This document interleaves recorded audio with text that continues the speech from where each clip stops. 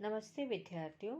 आप सबका स्नातक प्रथम वर्ष संस्कृत की कक्षा में पुनः स्वागत है। हमने अभी तक यण और अयादि संधि के सूत्र पढ़े हैं। गुण संधि का सूत्र हमने पढ़ा था, आज पुनः उसको पढ़ते हैं।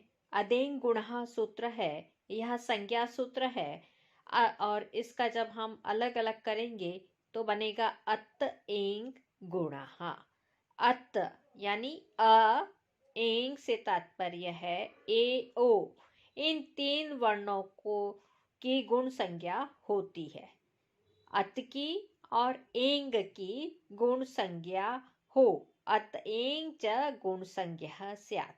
अदेंग सूत्र, अदेंग गुणः सूत्र कहता है अत और एंग से तात्पर्य है ए ओ, इन तीन वर्णों की गुण संज्ञा होती है। अब इसके बाद सूत्र आ रहा है तत्परस्तत्कालस्य। सूत्र है तत्परस्तत्कालस्य, यानी त जिससे परे है, त परः, और त से जो परे है, त परो यस्मात् स च तात परश्चोच्चार्यमाण समकालस्यैव संज्ञा स्यात्। त जिससे परे है और त से जो परे है वह अपने सदृश कालों वालों की संज्ञा होता है, अपने समान ही काल वालों की संज्ञा होता है। इस सूत्र के द्वारा त जिससे परे है और त से जो परे है वह अपने काल के समान काल वालों की तथा अपनी संज्ञा वाला होता है।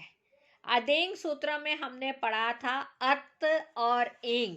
अत में जो त है, त जिससे परे है यानी अ, और त से जो परे है यानी एंग, दोनों ही तपर हो गए और तपर होने के कारण वह केवल उनकी ही संज्ञा का बोध कराएंगे। कहने का तात्पर्य यह है कि अनुदित सवर्ण से च प्रत्यय, ये हमने संज्ञा सूत्र में पढ़ा था। इस सूत्र के द्वारा अण अपने और अपने सवर्णों के भी बोधक होते हैं। इस सूत्र का ये जो तपरस तत्काल्यस्य सूत्र है वह उसका अपवाद है। अनुदित सवर्ण से च प्रत्यय, यह सूत्र तपरस तत्कालस्य सूत्र का अपवाद है। जिसके आगे या पीछे त लगाया जाए वह केवल अपना तथा अपने काल के सदृश्य वाले सवर्णों का ही ग्राहक हो, अन्य स्वर्णों का ग्राहक न हो। यही इस सूत्र का तात्पर्य है। उदाहरण के लिए अदेंग गुणः, यहाँ अदेंग में अ तपर है क्योंकि इससे परे त है, अत है ना, तो इससे परे क्या है, त है। एवं एंग भी तपर है क्योंकि यह त से परे है। अब यहाँ अ और एंग ये दोनों तपर अण प्रत्याहार के अंतर्गत होते हुए भी अनुदित सवर्ण से च प्रत्यय सूत्र द्वारा अपने संपूर्ण सवर्णों का ग्रहण नहीं कराएंगे, किंतु उन्हीं सवर्णों का ग्रहण कराएंगे जिनका काल इनके साथ तुल्य होगा। यह एक मात्रिक है, अतः यह अपने एक मात्रिक सवर्णों का ही बोधक होगा, दीर्घादियों का नहीं। एंग अर्थात ए ओ द्विमात्रिक है, अतः ये अपने द्विमात्रिक सवर्णों के ही बोधक होंगे, प्लुतों के नहीं। तात्पर्य यह हुआ कि तपर अ केवल अपने समकाल वाले 6 ह्रस्व भेदों का ही ग्राहक होगा। संपूर्ण 18 जो भेद बताए गए हैं अ का उसका बोधक नहीं होगा। इसी तरह तपर ए ओ केवल अपने समकाल वाले 6 दीर्घ भेदों का ही ग्राहक होगा। संपूर्ण 12 भेदों का नहीं होगा।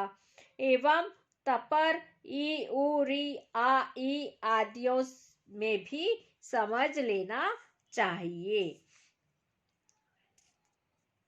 तो अब आपको स्पष्ट हो गया होगा कि अदेंग गुण में जो अत है उससे आ कितने प्रकार का हुआ, 6 प्रकार का अ का ही बोध होएगा, क्योंकि ह्रस्व अ के 6 ही भेद हैं। और आगे एंग जो है वह भी केवल अपने समकाल वाले 6 दीर्घ वेदों का ही ग्राहक होगा, 12 वेद नहीं गिने जाएंगे। यह अर्थ है तपरस तत्कालस्य का। त जिससे परे है और त से परे जो है वह अपने सदृश काल वालों का ही संज्ञक होता है। अब सूत्र आ रहा है, यह है विधि सूत्र आद्गुणः। आद्गुणः सूत्र के अनुसार अवर्णादचि परे पूर्व परयो एको गुण आदेशः स्यात् उपेन्द्र गंगोदकम्। अवर्ण से अच परे होने पर, अब देखो अवर्ण का जब हम पंचमी विभक्ति करते हैं तो आद बनता है। अ के रूप जैसे राम जो है अवर्णांत है, राम में क्या है, अ के ही रूप चल रहे हैं। रामः रामौ रामा प्रथमा विभक्ति, रामम रामौ रामान द्वितीया, रामेण रामाभ्याम रामई ये हो गई तृतीया। फिर रामेण रामाभ्याम रामई रामाय रामाभ्याम रामेभ्य चतुर्थी। अब आ रही है पंचमी विभक्ति में क्या बनता है, रामात। तो यहाँ पे अ का क्या रूप बना, आत। तो यहाँ पे ये आद गुणा वही आत है। समझ में आया। तो यानी अवर्ण का पंचमी विभक्ति है, इसलिए अर्थ क्या हो रहा है, अवर्ण से क्या परे होने पर, अच परे होने पर पूर्व परयो एको गुणादेशः स्यात्, पूर्व और पर के स्थान पर एक गुण आदेश हो, यह इसका अर्थ हुआ। अब गुण क्या है, गुण आपको मालूम है, अ और एंग को ही गुण कहते हैं, इसलिए अवर्ण से अच परे होने पर पूर्व पर के स्थान पर एक गुण आदेश होता है। अब यहां इसे उदाहरण से समझाते हैं। उदाहरण है उपेंद्र।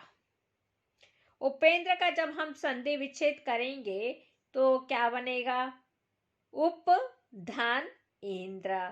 प में क्या है, अ है, आगे ई है। तो सबसे पहले ई अच के अंतर्गत आता है ना। तो होगा क्या, यहाँ पे अ और ई होने पर आद गुणः सूत्र से गुण प्राप्त होगा, और अदें गुणः सूत्र से गुण किसे कहते हैं, अ को कहते हैं, ए को कहते हैं, ओ को। ये 3 गुण है। अब इसमें से कौन सा गुण होगा, अ और ई को, तो फिर वही स्थानीय अंतरतम सूत्र। स्थानीय अंतरतम सूत्र की सहायता से अ ई के स्थान पर ए गुण ही आदेश होगा। क्यों, क्योंकि अ का उच्चारण स्थान क्या है, कंठ है। ई का उच्चारण स्थान क्या है, तालु है। और ए जो है उसका भी उच्चारण स्थान क्या है, कंठ और तालु। इसलिए स्थानीय अंतरतम सूत्र की सहायता से यहाँ पर अ और ई इनके स्थान पर ए ही गुणादेश होगा, दोनों के स्थान पर एक गुण आदेश होगा। अब आप देखिए उपेंद्र में उपधन इंद्र था,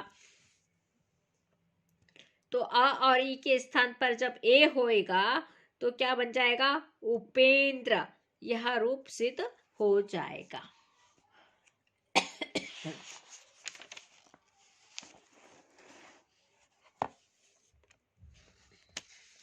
इसी तरह से एक और उदाहरण है गंगोदकम। गंगोदकम यानी गंगा का जल।